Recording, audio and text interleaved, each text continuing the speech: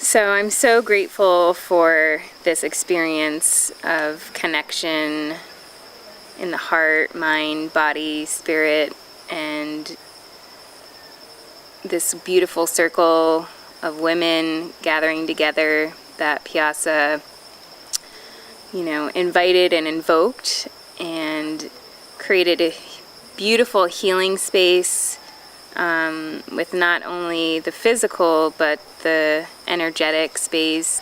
And I got a lot of clarity through all these different exercises. But I think this is a very pivotal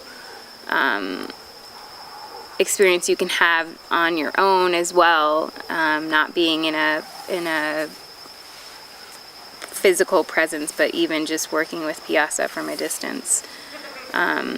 There's so many tools that she offers in her videos, and the power to say no, that was huge. So I feel that anyone really and everyone can gain a benefit from doing this work with her, either individually, as a group, or in person or from afar. It's all about empowering, and it's really lit up the